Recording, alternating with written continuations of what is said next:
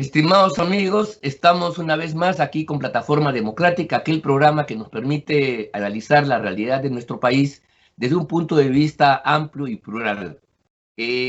Recordemos a todos ustedes que este programa se transmite por el canal VHTV de Cable Más y las redes sociales de la coordinadora. Estamos en esta oportunidad con Víctor Andrés García Belaúnde y Juan Cheput para cumplir este cometido, que espero que sea de su satisfacción. La semana que ha transcurrido pareciera, nosotros intentamos buscar y conversábamos antes de salir en cámaras sobre lo novedoso, pero parece ser que fueran repeticiones de películas ya vistas. No puede ser que una vez terminado el proceso fatigoso, arduo, lento, pesado de otorgar el voto de confianza al gabinete para que ya pueda desempeñarse, inmediatamente después, casi a los días siguientes, estalla una nueva crisis dentro del gabinete por culpa de la actuación de determinados ministros. En esta oportunidad ya no es Maraví, como fue con Bellido, sino en esta oportunidad es el señor Ayala, el actual, bueno, todavía no se sabe, no sé cómo catalogarlo, el ministro de Defensa encargado, etc. En fin, resulta esto inadmisible porque, escuchen amigos míos, se está convirtiendo en una cosa recurrente que este tipo de crisis que no permiten cuajar un gabinete solvente y estable para enfrentar los graves problemas del país, pareciera ser que es lo que está ocupando la primera plana de la noticia y la preocupación de todos nosotros. Resulta totalmente extraño que una vez ya transcurrido ya un tiempo de instalación y de normalidad, no podamos discutir políticas públicas que el gobierno está poniendo por delante. Apenas hubo un esbozo sobre que iban a empezar negociaciones sobre el tema del gas. Podía ser interesante o no, pero esto fue como una golondrina que no trae verano, porque puesto que una vez salido Bellido y el ministro de Energía y Minas de entonces, el señor Merino, no veo o no tengo conocimiento que otra vez el tema se haya reprendido. No estamos en una mesa, ante una mesa de negociaciones, donde por lo menos se empiezan a decir pues algunas cosas que podrían ser objeto de discusión. Igual sucede con la segunda reforma agraria. El ministro de Agricultura, cuyo nombre obviamente no recordamos acá, no ha vuelto a hablar del tema. Y por lo menos sería un asunto interesante. Entonces, otra vez volvemos a los temas recurrentes. Ayer fue Maraví, hoy es Merino, hay un planteamiento para interpelar al ministro de Transportes, se están corriendo firmas para hacerlo con el Ministerio de Educación, y la verdad es que la política, tengo yo la impresión que se está empobreciendo, y quizás todos los actores, sin querer muchos, estamos siendo cómplices de esa misma posición que hace que finalmente la gente se desapegue más de los asuntos públicos y el malestar, el descontento, la distancia se acreciente peligrosamente. Yo no sé qué opinión tienen ustedes sobre esta situación. ¿Qué decir, pues, de la actuación del ministro de Ayala, de Defensa, el cual no solamente ha tenido, pues, este affair en torno a los ascensos militares, sino incluso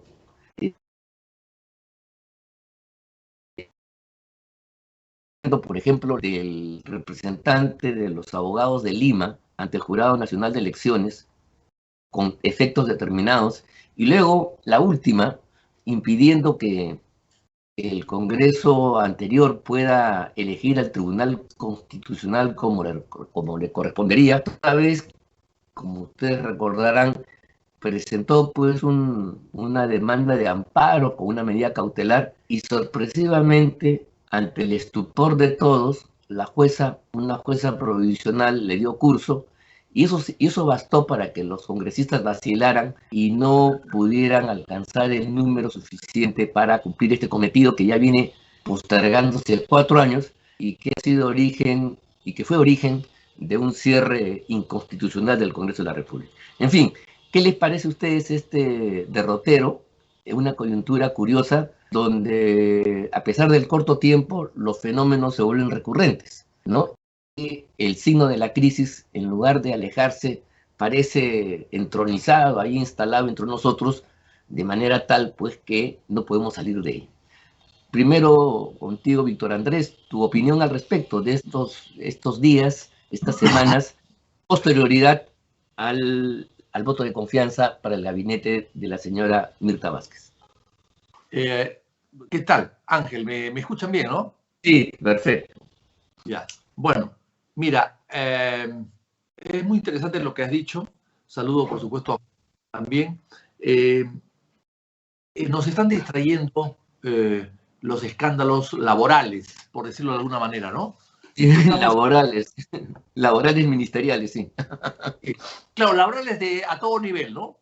A Sutran, digamos, a Indecopi, digamos, en fin, organismos menores y también ministros. O sea, es decir, prácticamente empiezan a contratar a prontuariados. Si tú no tienes un prontuario, no te contratan.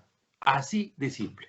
O sea, estamos hablando no de un Perú libre, sino de un Perú prontuariado, ¿no? Y entonces, ante un partido que tiene todos los prontuariados unidos del Perú, están en Perú libre. Prontuariados unidos, llegamos al poder y han llegado al poder. El poder es toda la ilusión para ellos, ¿no?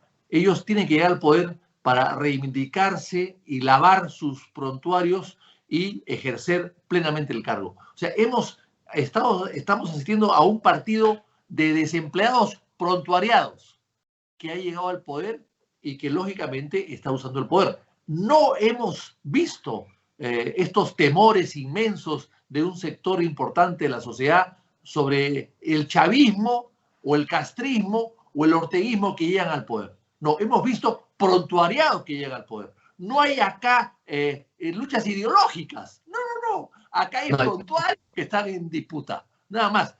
El que está con prontuario y el que no lo tiene. El que tiene una currículum de vida limpio y el que lo tiene manchado.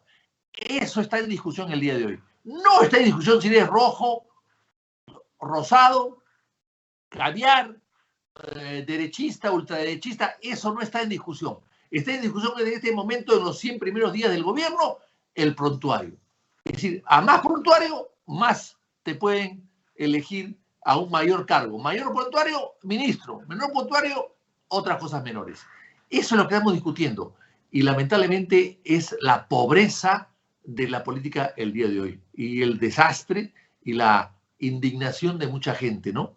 La gente puede entender la lucha ideológica en un poder del Estado o en la política misma, porque es parte de la actividad política, la lucha ideológica.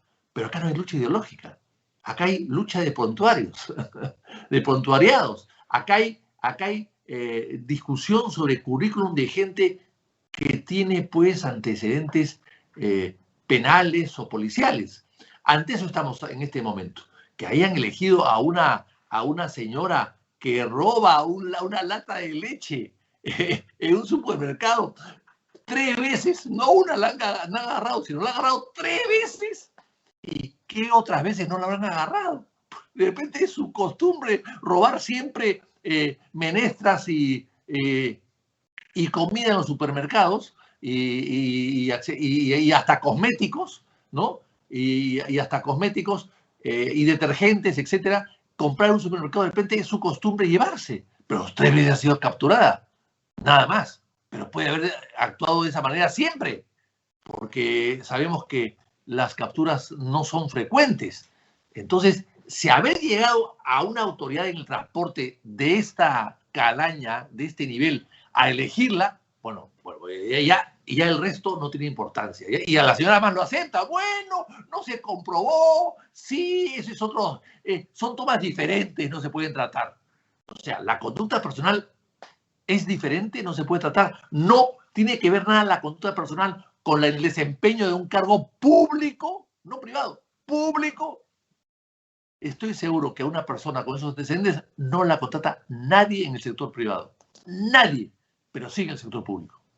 Bueno, y eso lo está haciendo Perú Libre. Entonces, claro, nos han distraído, nos han jalado, nos han llevado de un terreno ideológico a un terreno de prontuarios, de prontuariados. Y claro, y hemos dejado de lado todo lo importante, la reforma electoral, la elección del Tribunal Constitucional, la elección o ratificación de los directores del BCR, la reforma tributaria, la solución de la minería. El señor Castillo no ha dado una solución a las Bambas, ninguna solución a las Bambas. Podría haber detectado al día siguiente que la carretera nacional, que la hicieron nacional para favorecer a las Bambas, la vuelvan a hacer carretera rural. Bueno, es un decreto simple, no lo han hecho. Y luego, lo más grave, el secretario de la presidencia tratando de interferir en la SUNAT. O sea, si eso es cierto, como parece que lo es, entonces la SUNAT no es independiente. Entonces, estamos hablando que la SUNAT también está politizada. Estamos hablando que la SUNAT también está intervenida por el poder político y por lo tanto está usando la SUNAT como instrumento político. Hay que recordar que Montesinos intervino en la SUNAT con el famoso RUC sensible. Y ahora estamos hablando de un señor secretario en Palacio que interviene en la SUNAT para condonar impuestos a una compañía amiga. Yo, que he estado en el Palacio de Gobierno 5 años como secretario del Consejo de Ministros y eventualmente a veces he sido secretario de la presidencia porque el titular se iba y me dejaba a mí ese encargo, digamos, Óscar Maurtua viajaba y yo me convertí en secretario de la presidencia y viceversa, cuando yo viajaba, él se convertía en secretario del Consejo de Ministros. O sea, los otros que hemos estado en esta función durante 5 años, nunca hemos intervenido en nada. No éramos para hacer gestiones, éramos secretarios. O sea, secretarios guarda secretos, en primer lugar, y sobre todo archiva documentos, organiza la oficina, es un tramitador, es un primer jefe de una oficina que guarda documentos, archiva, coordina y ejecuta cosas mandadas por el jefe superior. Pero nada más. No puede hacer nada más que eso. El hecho de intervenir, mandar, opinar, recomendar, exigir determinadas acciones a ministros o a jefes de sectores tan importantes como la SUNAT, que es una institución autónoma, que depende del Estado, por supuesto que sí, pero que tiene autonomía y que maneja impuestos, es una cosa sagrada que nadie discute en el Perú. Hemos discutido muchas cosas últimamente, pero nadie ha discutido que la SUNAT ha sido un instrumento político, excepto en época de Fujimori y Montesinos. Pero en general la gente se queja de los impuestos, pero no agravia a la SUNAT, ni dice que es corrupta, ni dice que es intervencionista. Hoy día, con la intervención del señor Bruno Pacheco, estamos dudando de todo eso. Estamos pensando que la SUNAT también es un instrumento político del gobierno de turno. Y eso sí me parece peligrosísimo, porque con eso, a través de la plata, del impuesto, de las acotaciones, van a manejar a todo un sector importante del país, formal e informal, para someterlo a la voluntad del gobierno. Y eso sí me parece peligroso. Muy bien, Víctor Andrés, efectivamente, ahí hay pues una situación que hay que verla con mucha alarma y podría perfectamente ser parte de una estrategia de control, dominación hacia un régimen totalitario y hay que ponerle freno. Juan, hemos conversado con Víctor Andrés sobre esto que sin duda pone el acento en los espectáculos, ¿no? La política como espectáculo, la política donde se producen estos hechos que pueden sin duda tener titulares y provocar el interés de ciertas personas y la prensa los levanta, pero la pregunta es si la coyuntura compleja que vivimos ahora se agota solamente en eso. O sea, ¿es el espectáculo el único elemento o hay algunas otras fuerzas más soterradas, más ocultas, que no son visibles por el momento, pero que sin embargo están operando en una situación como esta? Un régimen que ha tenido, digamos, la claridad para definir sus objetivos políticos, revolucionarios, de transformación radical de nuestro sistema político y sociedad, no puede pues simplemente reducirse a las pachotadas que estamos aquí enumerando. Evidentemente lo son y tienen su propia lógica, quizás el señor Castillo sea la fuente de ello, pero ¿tú estarías de acuerdo en que esta coyuntura se agota y se pierde y se extravía en estos aspectos? ¿O debemos tener un ojo más avisor, una mirada más amplia para percibir otras cosas que quizás el espectáculo que la prensa pone delante de nuestros ojos no es todo, en primer lugar, ni siquiera el más importante. Juan. No, a ver, el sonido. Bueno, hace Ahora poco sí. leía un perfil de Erdogan, el presidente de Turquía, al cual sus asesores le preguntaban en la mañana: presidente, si usted dice eso es una mentira. La gente lo podría identificar.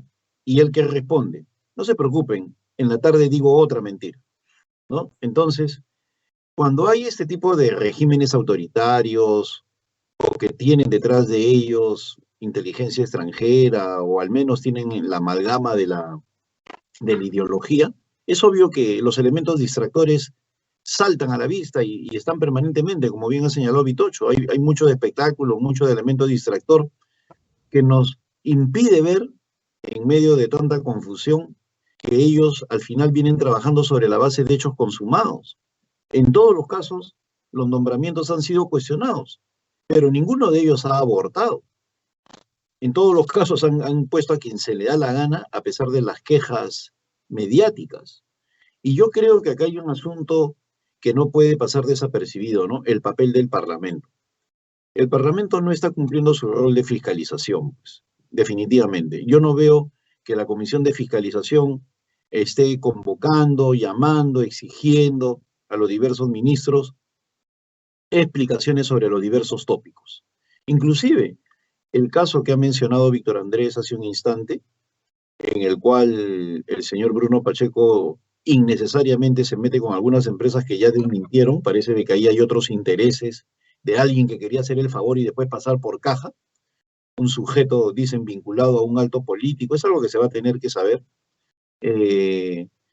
Entonces, y las empresas ni siquiera saben que les están haciendo el favor, ¿no? Sino que está Pacheco y otro grupo de personas tratando de hacer el favor para después decir: mira lo que he hecho por ti, ¿no? Entonces, es todo un grupete, pues, de muy baja estofa, de muy bajo nivel, que al final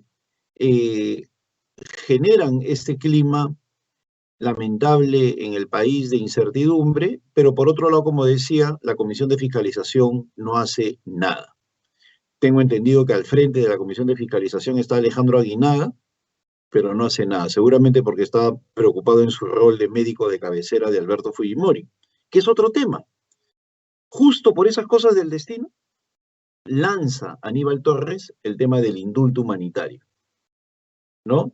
Cuando el que debe mencionarlo, el que debe hablarlo es el presidente de la República, pero lo lanza Aníbal Torres.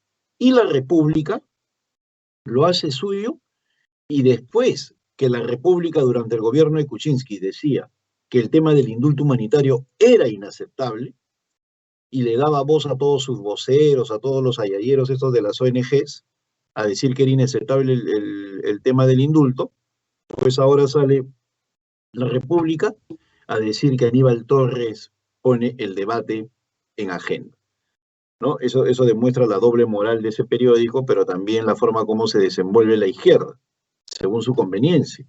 Entonces, eso podría tener un efecto en la Comisión de Fiscalización. Sí. Podría terminar de maniatarla, porque al frente está Alejandro Aguinaga, médico de cabecera de Fujimori, está el tema del indulto, y una de las bancadas con mayor unidad, como la fujimorista, en estos momentos se va a ver, pues, limitada en su accionar por la posibilidad del indulto. Entonces, creo yo que definitivamente hay acá todo un entramado para tratar de distraer a la gente y de esa manera lograr sus objetivos, que son sobre la base de hechos consumados, y cada día que pasa Pedro Castillo se sigue consolidando en su cargo. Bien, yo, bueno, totalmente de acuerdo. Creo que aquí hay, pues, unas cosas que hay que profundizar. Yo quería dirigirme a Víctor Andrés García Belaúnde. Vitocho. Sí, te escucho.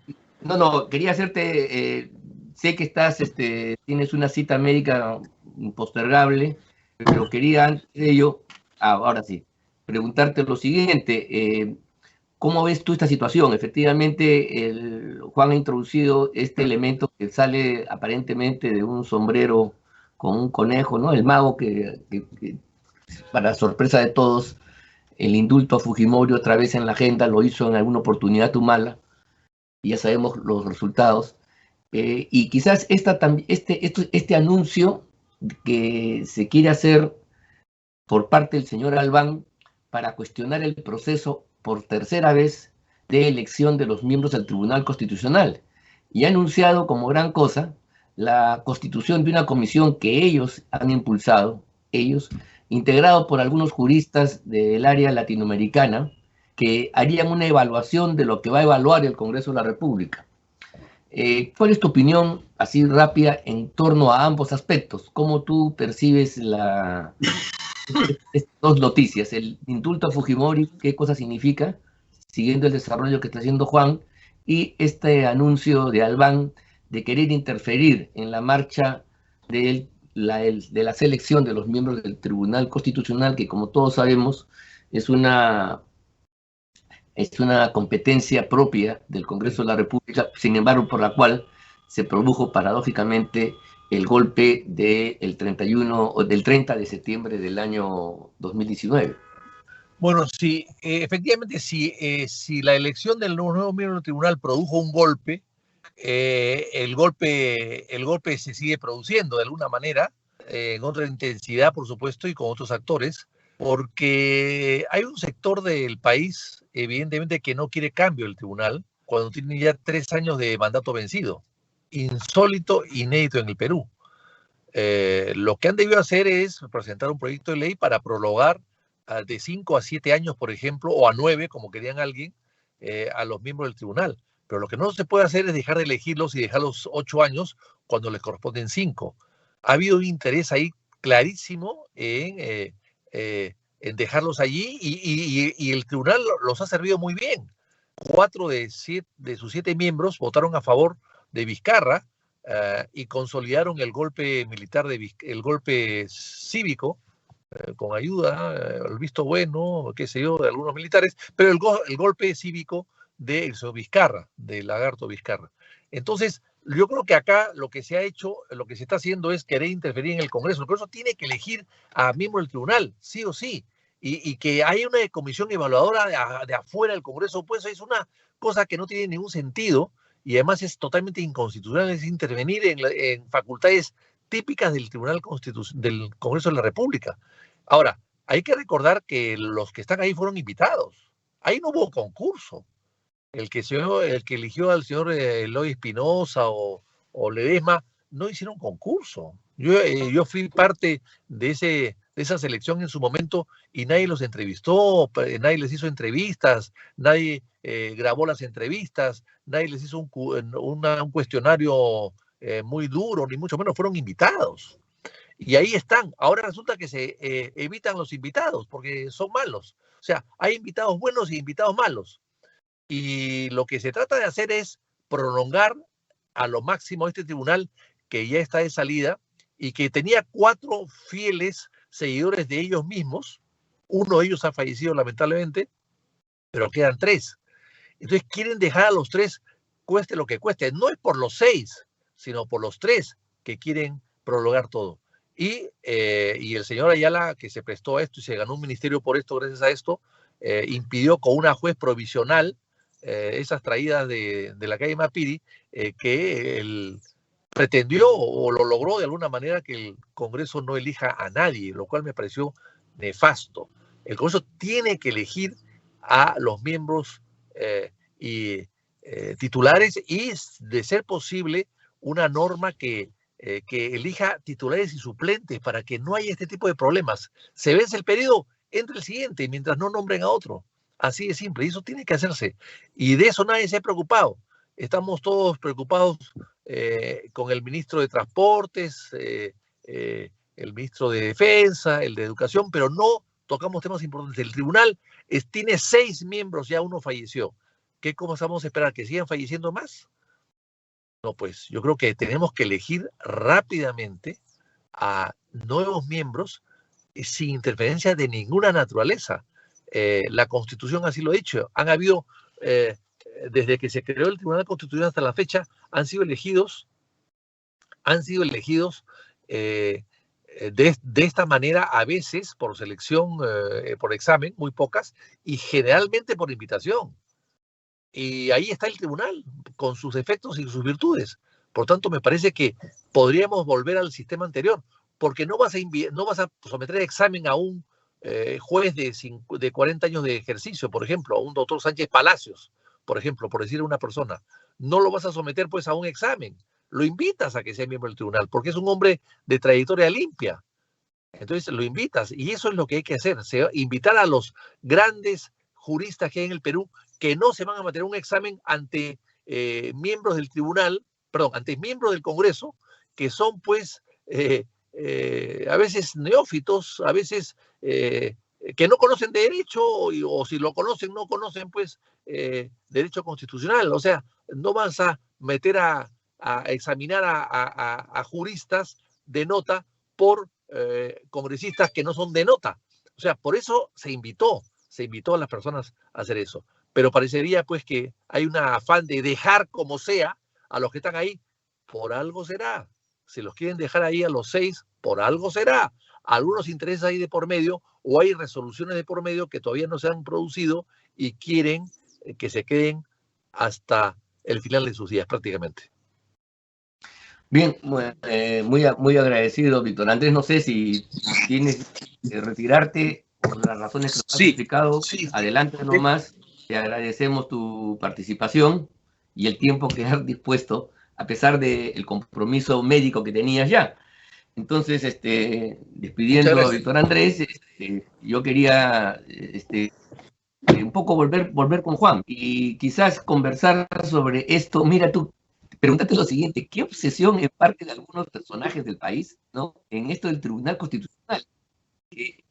Un organismo que, digamos, bien sofisticado en su que obviamente preocupa a algunas personas, tiene interés en el país en su conjunto. Sin embargo, repito, es un organismo de alta calificación técnica y de un funcionamiento bastante complejo. Sin embargo, el tema del Tribunal Constitucional ha provocado en la historia política reciente un golpe de Estado, el de Vizcarra contra el Congreso. Ha provocado una grosera intervención por parte del Poder Judicial en los asuntos parlamentarios. A comienzos de este año, el nuevo Congreso intentó nombrar pues, a miembros, renovar el tribunal, cuyos 6 de sus 7 miembros tienen ya el mandato vencido, algunos hasta 4 años, más de 3, 4 años. O sea, van a doblar ya el tiempo del periodo para el cual originalmente fueron elegidos. Y ahora pues se pretende armar toda una parafernalia con una comisión internacional que seguramente algunos amigos en la Corte Interamericana, en el sistema de justicia de la región, donde hay pues gente que juega pared con estos personajes aquí en el Perú, puedan pues darle cierta validez, ¿no?, para desprestigiar la actuación del Congreso, para inhibir a los parlamentarios, asustarlos, a una opinión pública desde cierta prensa y entonces producir un resultado. O si no se elige la gente que nosotros queremos, que no se elija y sigan pues esta composición ya verdaderamente espuria del TC, que ya no representa a nadie, que ha perdido su mandato, pero que sin embargo resulta muy eficaz porque está al servicio de los intereses políticos del gobierno de turno. Yo quería que podamos desarrollar este punto, y vuelvo a la pregunta: ¿qué tal obsesión, no? ¿Qué tal fijeza en la mente de Albán y compañía de haber producido en estos años hasta 3 incidentes para que no se elija miembros del tribunal, para que no se renueve el Tribunal Constitucional?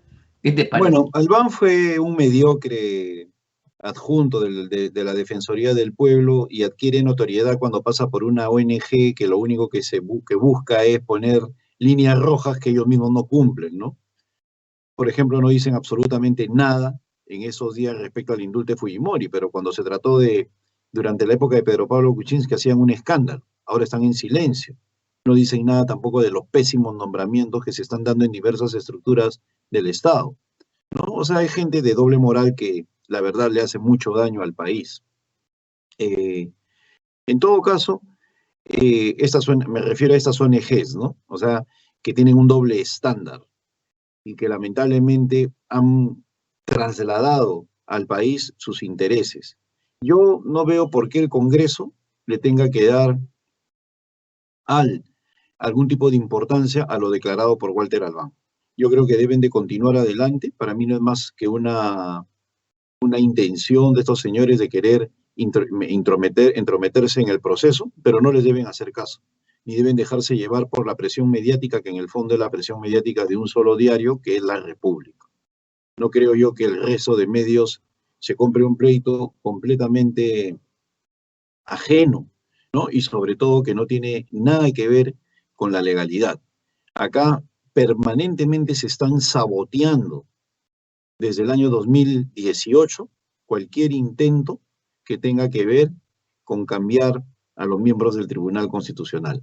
Eso ya es absolutamente raro. Se hacen grandes campañas mediáticas para evitar que haya cambios en la estructura del Tribunal Constitucional. Y movilizan ingenuamente a los jóvenes, pues les hacen ver que este tribunal es impoluto, que es necesario. No, lo que les importa a ellos de este tribunal es la mayoría, no la calidad del fallo, la mayoría. Y este Tribunal Constitucional ha sido absolutamente funcional a los vaivenes de Vizcarra, de Lagarto y todas sus tropelías. Entonces, considero de que lo mejor que debe hacer el Congreso es seguir adelante y no caer, ¿no?, en esta cuestión que hasta me parece pintoresca y guachafa, ¿no?, de seguir con el tema, seguir machacando, seguir paseándose por los medios, ¿no?, para levantar el dedo. Yo creo que hay que hacer más bien una contracampaña a decir de que una minoría pretende seguir con el control del Tribunal Constitucional, que en la práctica se ha convertido en un dirimente de la judicatura. Ya no se dedica solamente al ámbito constitucional, ya se están convirtiendo en actores políticos, desde el momento que están avalando cuestiones que no tienen nada que ver con el razonamiento respecto a la corrección o no del articulado de la Carta Magna. Ya se están metiendo en asuntos eminentemente políticos y es algo que es completamente inaceptable. Yo creo que la presidenta del Congreso debería salir al frente de estos señores o la presidenta de la Comisión de Constitución o el jefe o presidente del comité de selección a decir que no van a aceptar ningún tipo de intromisión. Pero volvemos al tema, pues, o sea, ¿por qué el Congreso se queda callado? ¿Por qué el Congreso no asume un rol más de señalarle a la opinión pública cuál es su función? Nuestros congresistas, muchos de ellos buenas personas, ¿no?, amigos, ¿no?, no pasan del Twitter, señalan, vamos, es inaceptable, que eso, que lo... Bueno, pues, ¿pero qué hacen? No presentan una moción, no presentan nada, no hacen ni una declaración cuando tienen que salir al frente. Entonces, personas como Walter Albán sale al frente, ¿no?, con su ONG, a tratar de ponerle marco a la decisión del Parlamento, lo cual es completamente inaceptable. ¿Y por qué será, como decía Vitocho? Es algo que se tiene que determinar, pero de que es absolutamente funcional la gente como Vizcarra y elementos de ese tipo, pues lo es. Sí, mira, es un tema realmente muy importante, quizás más de lo que uno podría pensar, porque el Tribunal Constitucional se ha convertido efectivamente en un ambiente, en un espacio, de ahí se han podido legitimar todas las tropelías y acciones anticonstitucionales que el golpe del Congreso y la actitud para ir imponiendo sus propuestas a través de un uso indebido de la cuestión de confianza, tuvieron el aval, la legitimidad, espuriamente, por cierto, ese Tribunal Constitucional, su mayoría. Quienes tienen una suerte de poder real en el Perú y que aparece oculto, no quieren perder dicha posición porque tener injerencia en la marcha de los destinos del país. Por eso el cambio del Tribunal Constitucional se está convirtiendo en una urgencia política de primer orden. Y tú has dicho una cosa muy importante, que ojalá los parlamentarios no declinen, no aflojen, no arruguen, como lo hicieron a comienzos de este año, un Congreso que ya salía y que ya no tenía mayor responsabilidad porque ni siquiera iba a poder ser reelecto. Sin embargo, cuando una jueza de primera instancia, provisional ella, acogió esta pseudo medida cautelar que propuso el futuro ministro de Defensa, el señor, muchos congresistas vacilaron. No todos, es verdad. Hubo un grupo que mantuvo su posición y rechazó la intromisión, pero no se alcanzaron ya los votos suficientes, que ya había cierto compromiso para ello, para elegir a los distintos miembros del TC. Entonces, lo que tenemos temor es que en esta oportunidad, a través de este expediente, esta pseudo comisión, y claro, una campaña que seguramente la van a orquestar desde ciertos medios de comunicación, a una presión en el ánimo de algunos congresistas y los haga recular, les haga sentir que no tienen competencia, que no son, que no están haciendo las cosas bien, de que las personas que están eligiendo no son los que debieran. Y si logran introducir esa duda, efectivamente van a tener una gran victoria por parte de ellos, que es la victoria del continuismo, que es la victoria de quien está en un puesto a pesar que ya no tiene, a pesar que su mandato ya caducó hace casi 3, 4 años en la mayoría de casos. Eso es un asunto muy importante y quizás hay que estar, podría ser una gran campaña para poder ir desestructurando estos poderes ocultos en la sombra, este estado invisible que está ahí en marcha y que hace este tipo de dictado. Yo en realidad creo que ahí, tú lo has dicho bien, hay que generar una campaña y espero que desde la presidencia del Congreso de la República se rechace estas intromisiones, que ya sabemos a dónde van. Si no la matamos ahora en chiquito que se anuncia, de aquí a unos meses van a ser un gran foro, van a generar una gran resonancia y van a hacer sin duda recular a algunos de esos que siempre están dispuestos a ser en exceso y exhibir una timidez enorme. Bien, hemos llegado al fin del programa. Yo quiero agradecerte, Juan, también agradecerle a Víctor Andrés, que nos ha tenido que dejar por un asunto de fuerza mayor, pero creo que los temas que hemos discutido en esta oportunidad son muy importantes, ellos, y bueno, simplemente decirle a sus amigos que nos están escuchando y siguiendo que le agradecemos su preferencia y nos vemos la próxima semana con un nuevo análisis y un nuevo programa de Plataforma Democrática. Muchas gracias y hasta la próxima semana. Gracias. Hasta luego.